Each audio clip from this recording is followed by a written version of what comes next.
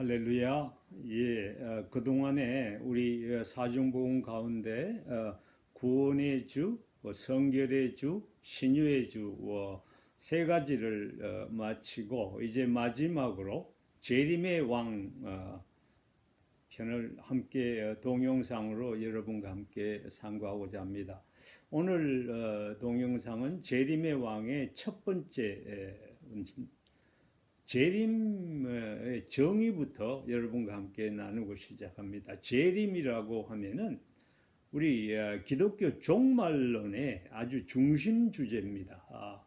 그래서 예수께서 초림 이후 마지막 때 다시 오셔서 하나님의 구원 계획을 완성하시고 심판과 새 창조를 이루시는 사건을 의미합니다.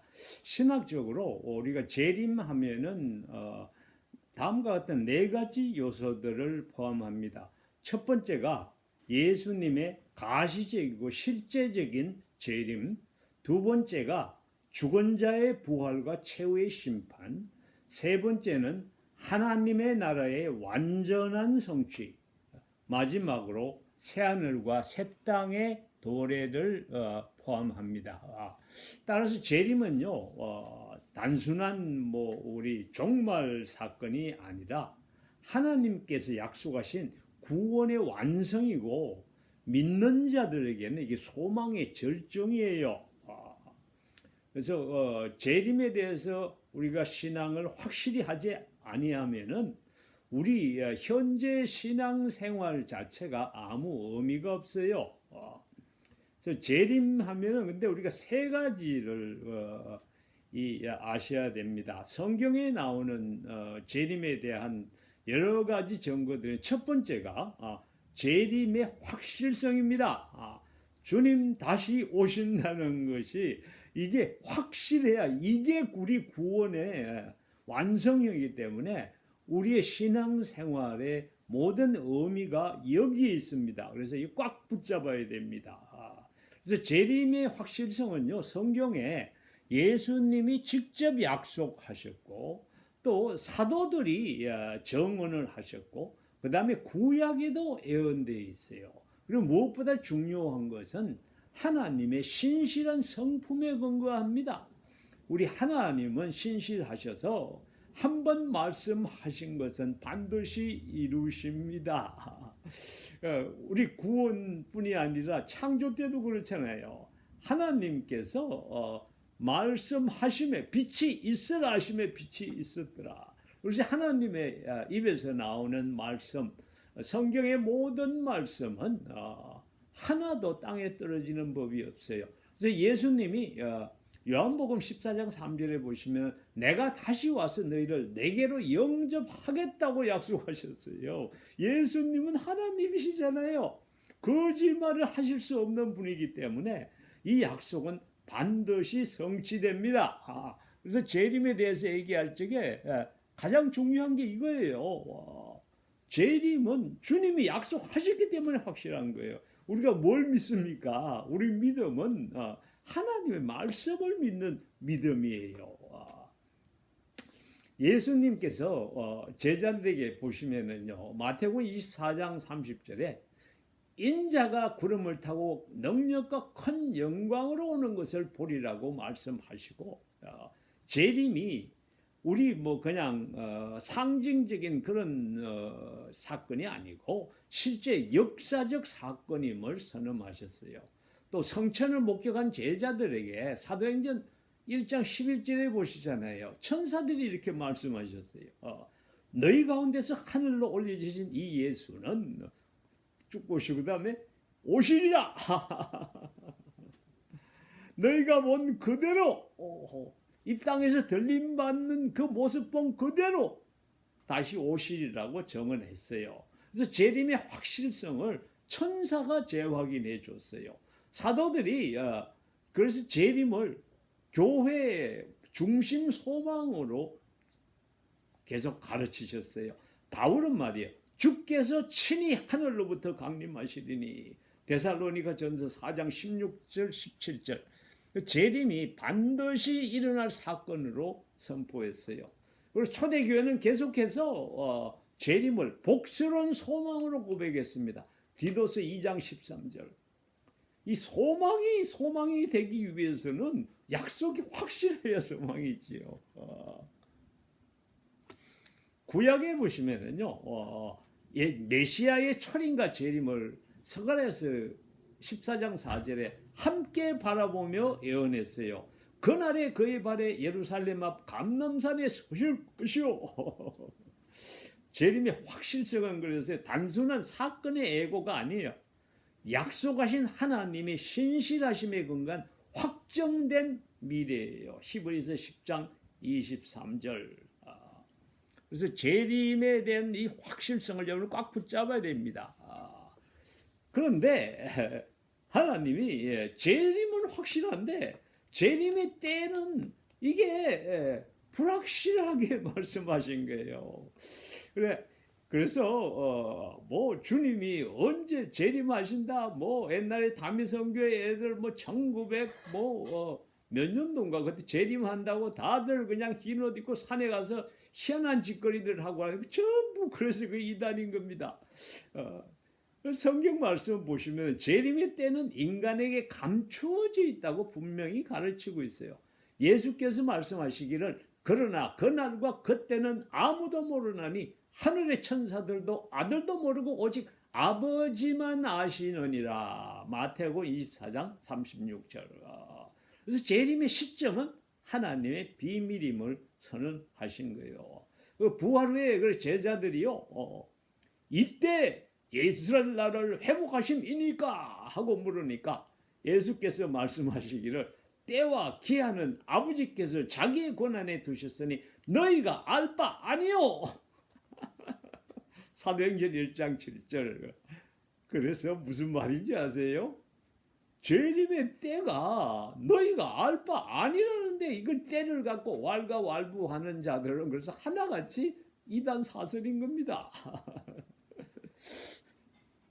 그리고 열처녀 비유 말씀하시고 이렇게 말씀하시잖아요. 또 그런즉 깨어 있으라. 너희는 그날과 그때를 알지 못하느니라. 마태복음 25장 13절. 왜 재림의 때를 감추셨을까? 믿는 자들 불안해 갖고 뭐 아이고 언제 오실지 웃잖아. 발만 구르고 있게 하려고 하셨을까요? 아니에요. 때를 알면은 이 자들이 이 땅의 삶에서 해야 될 일을 안 하고 엉뚱한 짓 하거든. 다미성교회처럼. 그래서 항상 준비된 삶, 성결한 삶, 맡겨진 사명을 충실히 감당하는 삶으로 부르시기 위해서 재림의 때를 불확실하게 하신 거예요. 그래서 베드로 사도가 이렇게 얘기합니다. 거룩한 행실과 경건함으로 하나님의 날이 임하기를 바라보고 간절히 사모하라. 베드로후서 3장 11절에서 12절.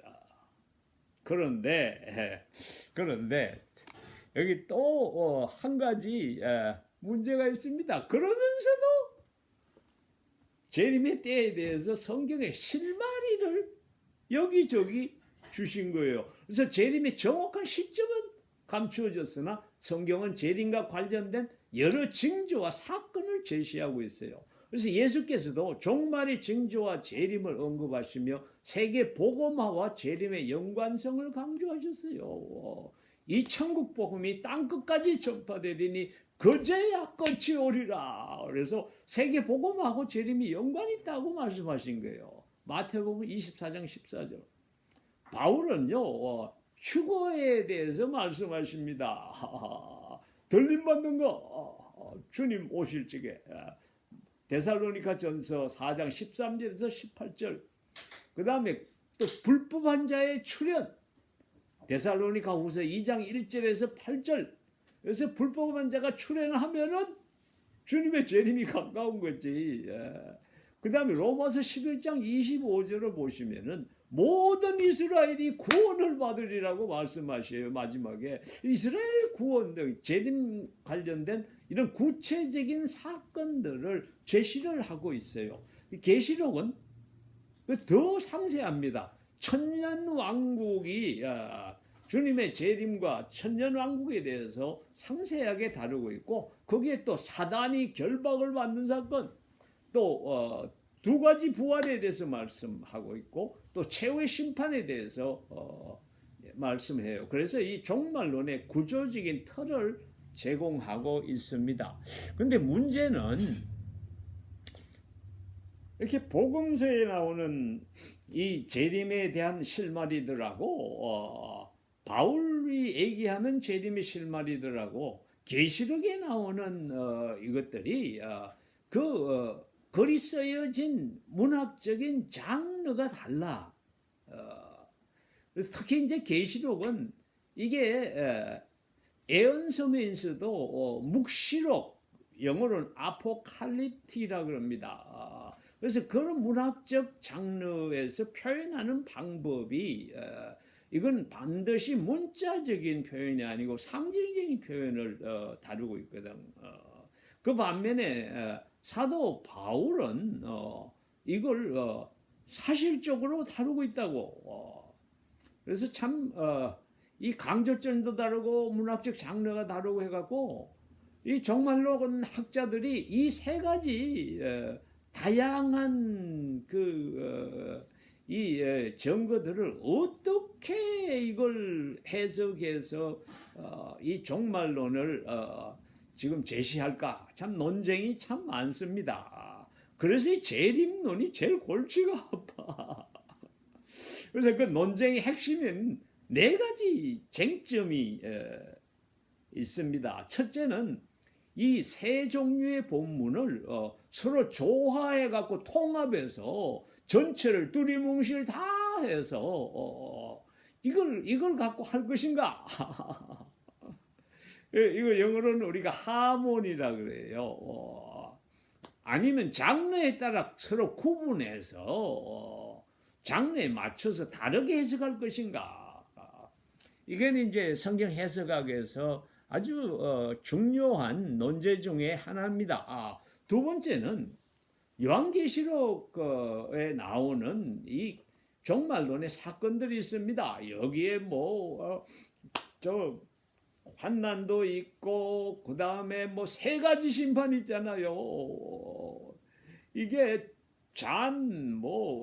그 다음에 나팔 또 하네 이렇게 이런 식으로 세 가지 사건들이 이것들이 이 연대기적으로 순서대로 나열한 것인가 아니면은 이 세 가지 심판 이런 것들이 함께 일어나는 병행적 구조인가 이거에 대해서도 참 논란이 많습니다. 왜냐하면은 이 묵시적인 문학의 경우에는 이런 것들이 이렇게 완전히 이렇게 믹서돼서 섞여서 이렇게 돼 있는 경우가 많거든요. 그다음 세 번째는 요한계시록에 나오는 이 표현이 상징적인 언어인가? 적그리스도가 나오고 이 대접을 엎으니 땅에서 황충이 올라오고 그 다음에 붉은 말 이런 것들이 나오고 이것들이 상징적인 언어인가 아니면 정말로 문자적으로 그대로 그런 사건이 일어나는가? 이게 세 번째예요. 네 번째는 로마서 11장 25절에 보면은 사도 바울이 온 이스라엘이 구원을 받으리라고 하는데 이게 문자적으로 성취되는가? 아니면은 거기에서 바울이 말하는 이스라엘이 교회를 의미하는가? 왜냐하면 신약에 보면은 교회가 영적 이스라엘로 표현되고 있거든요.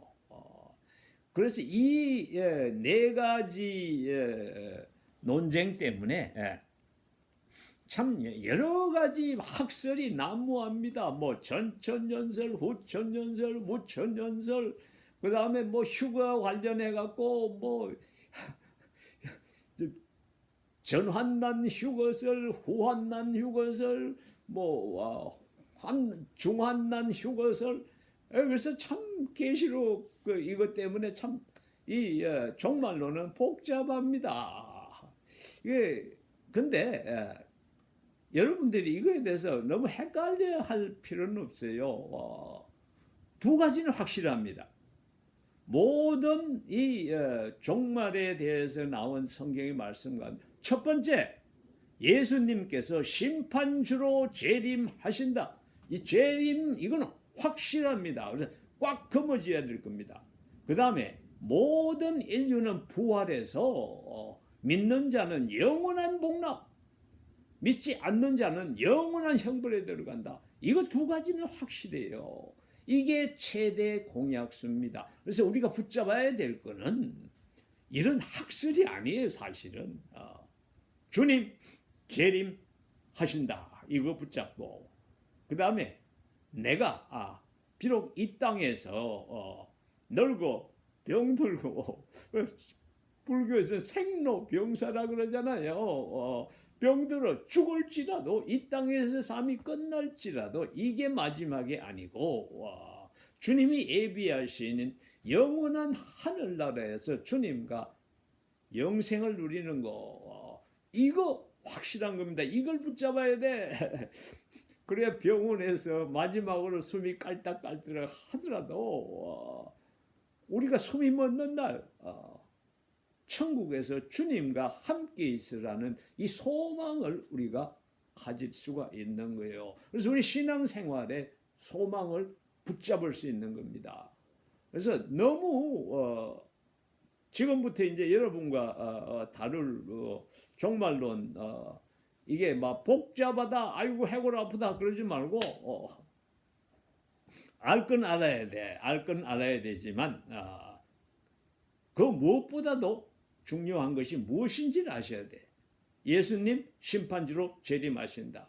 주님 재림하실 적에 나도 부활해서 주님과 함께 영원한 생명을 천국에서 누린다. 그리고 믿지 않는 자는 이 땅에서 저들의 삶이 어떠하였던 간에 예비된 영원한 형벌, 마귀를 위해서 예비된 영원한 형벌. 옛날에 저 목사님 있죠. 예수천당 불신주.